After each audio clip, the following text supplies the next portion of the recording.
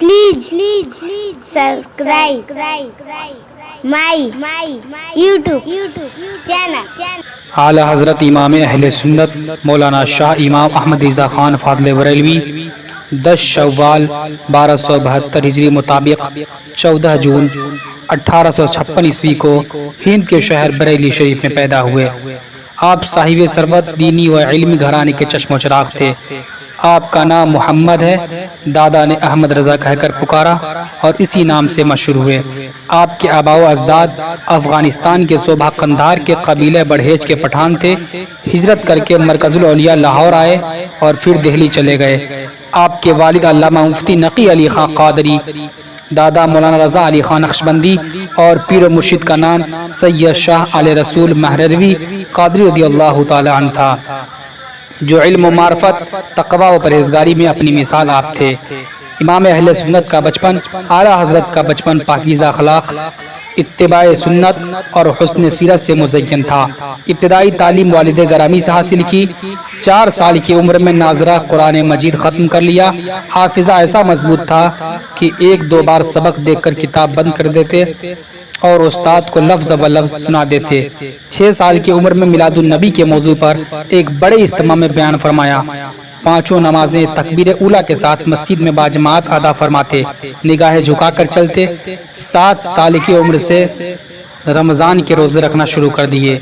امام اہل سنت کا حصول علم، صرف 13 سال 10 ماہ کی عمر میں اپنے والد سے تمام علوم کی تکمیل کے بعد سند فراغت حاصل کی اور پہلا فتویٰ تحریر فرمایا۔ پھر آخر وقت تک فتویٰ تحریر فرماتے رہے۔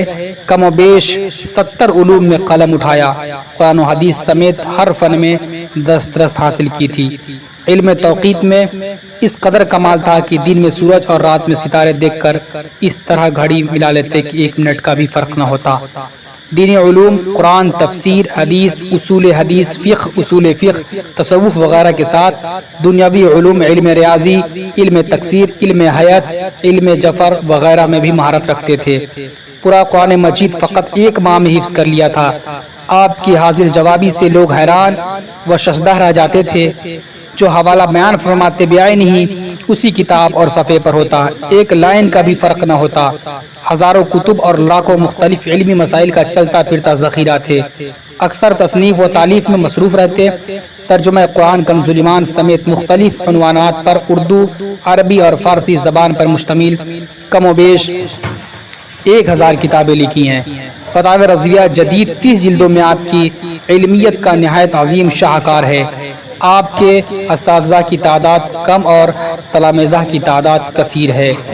سرکار اعلیٰ حضرت عظیم البرکت کا نکاح اور اولاد، 19 سال کی عمر میں نکاح فرمایا۔ کل 7 اولادیں ہوئیں، 5 بیٹیاں اور 2 بیٹے۔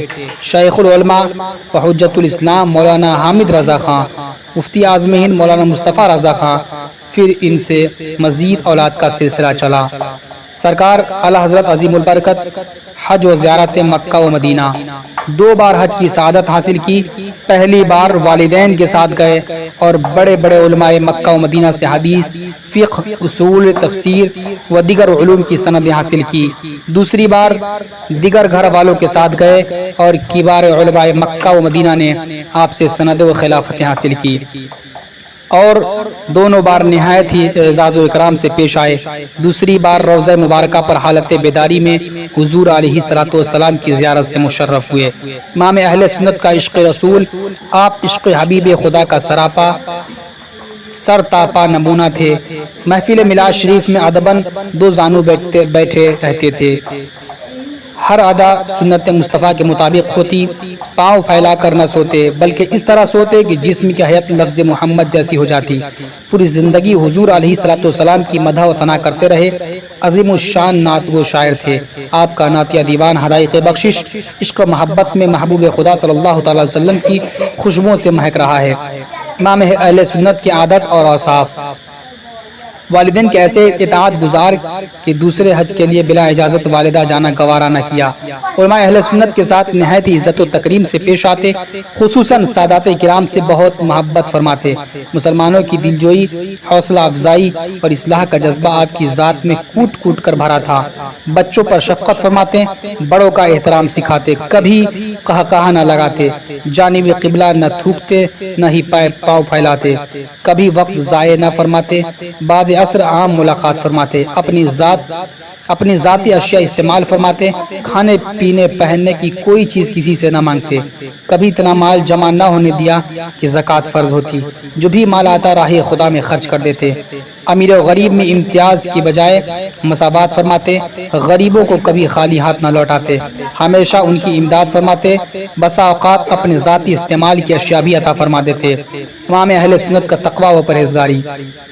اعلیٰ حضرت نہ تو صرف فرائض و واجبات کی ادائیگی کے سختی سے پابند تھے بلکہ سنن و نوافل مستحبات کو بھی ترک نہ فرماتے، استنجا وغیرہ کے سوا ہر فعل کی ابتدا سیدھی جانب رائٹ سائڈ سے فرماتے، تحریر و تقریر وغیرہ کسی بھی دینی یا دنیاوی معاملے کے بدلے میں رقم یا ہدیہ وغیرہ قطعاً قبول نہ فرماتے، تکبر کو کبھی قریب نہ آنے دیا، ہمیشہ تواضع و عاجزی کو اختیار کیا، نہایت سادہ طبیعت کے مالک تھے، قیمتی ملبوسات وغیرہ سے بچتے، سادہ لباس ضبطاً فرماتے۔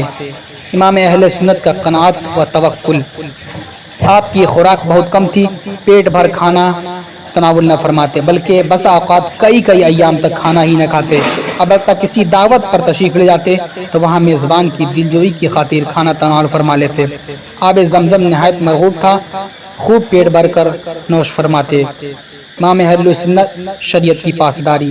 اعلیٰ حضرت ہر معاملے میں شریعت کی پاسداری فرمایا کرتے، آپ کی دوستی یا بغض فقط اللہ کے لیے ہوتا تھا، کبھی کسی سے ذاتی انتقام نہ لیتے، برا بھلا کہنے والوں کو بھی معاف فرما دیتے، حقوق اللہ کے ساتھ ساتھ حقوق العباد کا بھی حد درجہ خیال فرماتے، اگرچہ حقدار کوئی چھوٹا سا بچہ ہی کیوں نہ ہوتا، البتہ ناموس رسالت کے بے باک اور نڈر محافظ تھے۔ اللہ رسول کی شان میں گستاخی کرنے والوں کی خوب پکڑ فرمائی اور ان کے ناپاک ارادوں کو خاک میں ملا دیا، انہیں کسی بھی طرح سر نہ اٹھانے دیا۔ الغرض اعلیٰ حضرت امام اہل سنت ایک ہمہ گیر شخصیت کے مالک تھے۔ امام اہل سنت کا سفر آخرت 25 صفر المظفر 1340 ہجری مطابق 1921 عیسوی بروز جمعۃ المبارک آخری وصیت قلم بند کرنے کے بعد اس دار فانی سے کوچ فرما گئے۔ آپ کا مزار پرانوار بریلی شریف میں ہے اور 25 صفر کو ہر سال آپ کا یوم عرس دنیا بھر میں منایا جاتا ہے۔